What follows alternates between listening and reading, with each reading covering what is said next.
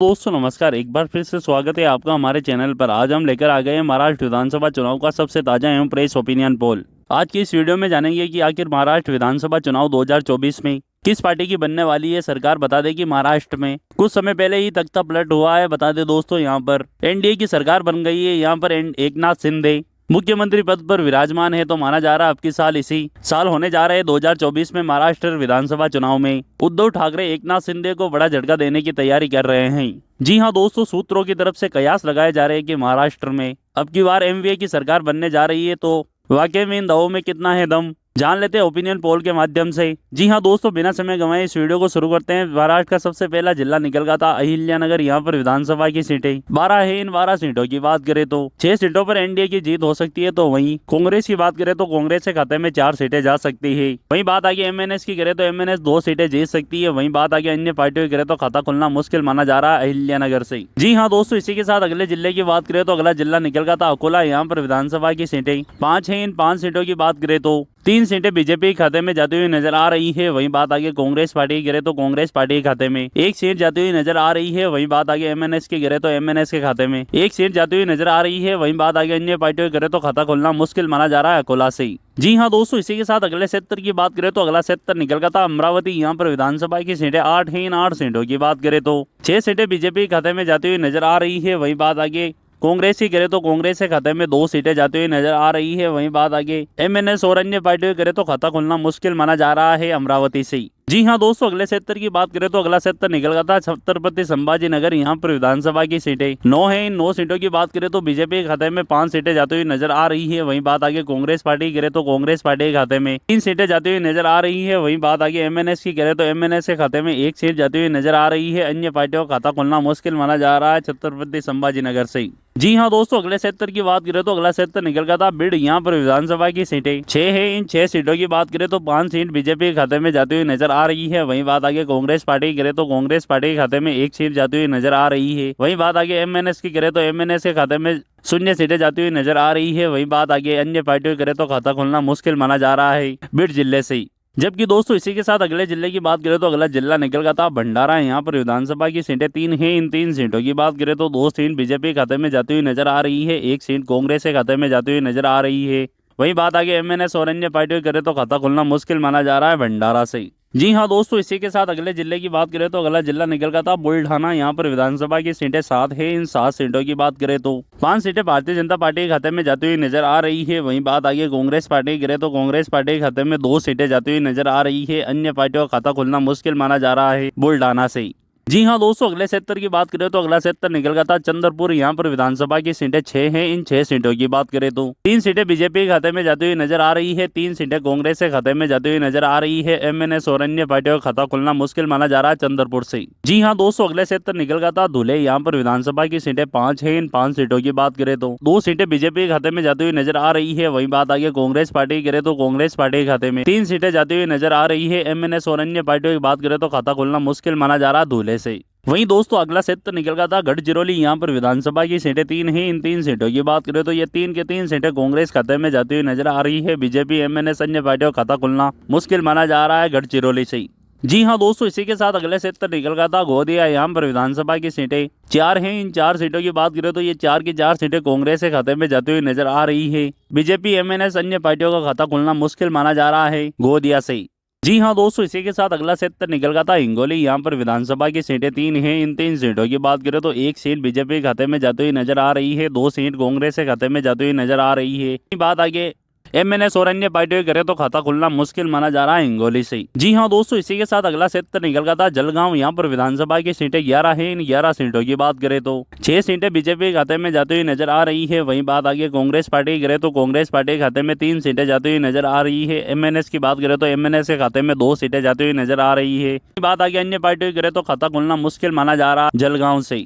जी हाँ दोस्तों, इसी के साथ अगला क्षेत्र निकल गया था जलना। यहाँ पर विधानसभा की सीटें 5 हैं। इन 5 सीटों की बात करें तो 2 सीट बीजेपी के खाते में जाती हुई नजर आ रही है। 3 सीटें कांग्रेस के खाते में जाती हुई नजर आ रही है। एमएनएस और अन्य का खाता खुलना मुश्किल माना जा रहा है जलना से। जी हाँ दोस्तों, इसी के साथ कोल्हापुर की 10 विधानसभा सीटों की बात करें तो 8 सीटें बीजेपी के खाते में जाती हुई नजर आ रही है। वहीं बात आगे कांग्रेस पार्टी करे तो कांग्रेस पार्टी के खाते में 2 सीटें जाती हुई नजर आ रही है। एमएनएस और अन्य पार्टियों का खाता खुलना मुश्किल माना जा रहा है कोल्हापुर से। जी हाँ दोस्तों, इसी के साथ अगला सेक्टर निकल गया था लातूर। यहाँ पर विधानसभा की सीटें 6 है। इन 6 सीटों की बात करें तो बीजेपी के खाते में 4 सीटें जाती हुई नजर आ रही है, कांग्रेस के खाते में 2 सीटें जाती हुई नजर आ रही है। अन्य पार्टियों का खाता खुलना मुश्किल माना जा रहा है लातूर से। जी हाँ दोस्तों, 288 सीटों में से 103 सीटों पर चर्चा कर ली है। 103 सीटों पर जो ओपिनियन पोल के आंकड़े बन रहे हैं आपकी स्क्रीन पर आ चुके हैं। ओपिनियन पोल के माध्यम से माना जा रहा है कि एनडीए 103 सीटों में से 58 सीटों पर जीत हासिल कर सकता है, जबकि बात कांग्रेस की करे तो कांग्रेस 39 सीटों पर जीत हासिल कर सकती है। वही बात आगे एमएनएस की करे तो एमएनएस के खाते में 6 सीटें जा सकती है ओपिनियन पोल के अनुसार। वही बात आगे अन्य की करे तो अन्य के खाते में 0 सीटें जाती हुई नजर आ रही है ओपिनियन पोल के अनुसार। जी हाँ दोस्तों, इसी के साथ अगले क्षेत्र की बात करें तो अगला क्षेत्र निकल गया था मुंबई शहर। यहाँ पर विधानसभा की सीटें 10 है। इन 10 सीटों की बात करें तो 3 सीटें बीजेपी के खाते में जाती हुई नजर आ रही है, 7 सीटें कांग्रेस के खाते में जाती हुई नजर आ रही है। अन्य पार्टियों का खाता खुलना मुश्किल माना जा रहा है मुंबई शहर से। जी हाँ दोस्तों, बात अगर मुंबई की 26 सीटों की करें तो 26 में से 15 सीटें बीजेपी के खाते में जाती हुई नजर आ रही है। वही बात आगे कांग्रेस की करें तो कांग्रेस के खाते में 10 सीटें जाती हुई नजर आ रही है। वही बात आगे एमएनएस की करें तो एमएनएस के खाते में 1 सीट जाती हुई नजर आ रही है। अन्य पार्टियों का खाता खुलना मुश्किल माना जा रहा है मुंबई से। जी हाँ दोस्तों, बात करें नागपुर की 12 सीटों की तो 6 सीटें बीजेपी के खाते में जाती हुई नजर आ रही है, 6 ही सीटें कांग्रेस के खाते में जाती हुई नजर आ रही है। अन्य पार्टियों का खाता खुलना मुश्किल माना जा रहा है नागपुर से। जी हाँ दोस्तों, इसी के साथ बात करें नांदेड़ की 9 सीटों की तो 3 सीटें बीजेपी के खाते में जाती हुई नजर आ रही है। वहीं बात आगे कांग्रेस पार्टी की करें तो कांग्रेस पार्टी के खाते में 6 सीटें जाती हुई नजर आ रही है। एमएनएस और अन्य पार्टियों का खाता खुलना मुश्किल माना जा रहा है नांदेड़ से। जी हाँ दोस्तों, इसी बीच अगर बात करें नंदुरबार की 4 विधानसभा सीटों की तो 1 सीट बीजेपी के खाते में जाती हुई नजर आ रही है, 3 सीटें कांग्रेस के खाते में जाती हुई नजर आ रही है। एमएनएस और अन्य पार्टियों का खाता खुलना मुश्किल माना जा रहा है नंदुरबार से। जी हाँ दोस्तों, इसी के साथ नासिक की 15 सीटों की बात करें तो 8 सीटें बीजेपी के खाते में जाती हुई नजर आ रही है, 6 सीटें कांग्रेस के खाते में जाती हुई नजर आ रही है। एमएनएस के खाते में 1 सीट जाती हुई नजर आ रही है। वहीं बात अन्य पार्टियों की करें तो खाता खुलना मुश्किल माना जा रहा है नासिक से। अगला क्षेत्र निकल गया था धाराशिव। यहाँ पर विधानसभा की सीटें 4 हैं। इन 4 सीटों की बात करें तो बीजेपी के खाते में 3 सीटें जाती हुई नजर आ रही है, 1 सीट कांग्रेस के खाते में जाती हुई नजर आ रही है। अन्य पार्टियों का खाता खुलना मुश्किल माना जा रहा है धाराशिव से। जी हाँ दोस्तों, इसी के साथ अगला क्षेत्र निकल गया था पालघर। यहाँ पर विधानसभा की सीटें 6 हैं। इन 6 सीटों की बात करें तो बीजेपी के खाते में 3 सीटें जाती हुई नजर आ रही है, 3 ही सीटें कांग्रेस के खाते में जाती हुई नजर आ रही है। एमएनएस और अन्य पार्टियों का खाता खुलना मुश्किल माना जा रहा है पालघर से। बात अगर परभनी की 4 विधानसभा सीटों की करें तो 3 सीटें बीजेपी के खाते में जाती हुई नजर आ रही है, 1 सीट कांग्रेस के खाते में जाती हुई नजर आ रही है। एमएनएस और अन्य पार्टियों का खाता खुलना मुश्किल माना जा रहा है परभनी से। जी हाँ दोस्तों, इसी के साथ पुणे की 21 विधानसभा सीटों की बात करें तो 14 सीटें बीजेपी के खाते में जाती हुई नजर आ रही है, 7 सीटें कांग्रेस के खाते में जाती हुई नजर आ रही है। एमएनएस और अन्य पार्टियों का खाता खुलना मुश्किल माना जा रहा है पुणे से। रायगढ़ की 7 विधानसभा सीटों की बात करें तो इन 7 में से 4 सीटें बीजेपी के खाते में जाती हुई नजर आ रही है, कांग्रेस के खाते में 3 सीटें जाती हुई नजर आ रही है। एमएनएस और अन्य पार्टियों का खाता खुलना मुश्किल माना जा रहा है रायगढ़ से। जबकि इसी के साथ दोस्तों अगर बात कर ली जाए रत्नागिरी की 5 सीटों के बारे में तो 2 सीटें बीजेपी के खाते में जाती हुई नजर आ रही है, 3 सीटें कांग्रेस के खाते में जाती हुई नजर आ रही है। एमएनएस और अन्य पार्टियों का खाता खुलना मुश्किल माना जा रहा है रत्नागिरी से। अगला क्षेत्र निकल गया था सांगली। यहाँ पर विधानसभा की सीटें 8 हैं। इन 8 सीटों की बात करें तो 2 सीट बीजेपी के खाते में जाती हुई नजर आ रही है, 6 सीट कांग्रेस के खाते में जाती हुई नजर आ रही है। एमएनएस और अन्य पार्टियों का खाता खुलना मुश्किल माना जा रहा है सांगली से। जी हाँ दोस्तों, इसी के साथ अगर बात करें सतारा की 8 विधानसभा सीटों की तो 3 सीटें बीजेपी के खाते में जाती हुई नजर आ रही है, 5 सीटें कांग्रेस के खाते में जाती हुई नजर आ रही है। एमएनएस और अन्य पार्टियों का खाता खुलना मुश्किल माना जा रहा है सतारा से। जबकि दोस्तों इसी के साथ ही अगर चर्चा कर ले वर्धा की 4 विधानसभा सीटों की तो 3 सीटें बीजेपी के खाते में जाती हुई नजर आ रही है, 1 सीट कांग्रेस के खाते में जाती हुई नजर आ रही है। एमएनएस और अन्य पार्टियों का खाता खुलना मुश्किल माना जा रहा है वर्धा से। बात करें दोस्तों इसी बीच सिंधुदुर्ग की 3 विधानसभा सीटों की तो 2 सीट बीजेपी के खाते में जाती हुई नजर आ रही है, 1 सीट कांग्रेस के खाते में जाती हुई नजर आ रही है। एमएनएस और अन्य पार्टियों का खाता खुलना मुश्किल माना जा रहा है सिंधुदुर्ग से। जी हाँ दोस्तों, इसी के साथ सोलापुर की 11 विधानसभा सीटों की बात करें तो 5 सीटें बीजेपी के खाते में जाती हुई नजर आ रही है, 6 सीटें कांग्रेस के खाते में जाती हुई नजर आ रही है। एमएनएस और अन्य पार्टियों का खाता खुलना मुश्किल माना जा रहा है सोलापुर से। जी हाँ दोस्तों, इसी के साथ थाने की 18 सीटों की बात करें तो 5 सीट बीजेपी के खाते में जाती हुई नजर आ रही है, 13 सीटें कांग्रेस के खाते में जाती हुई नजर आ रही है। एमएनएस और अन्य पार्टियों का खाता खुलना मुश्किल माना जा रहा है थाने से।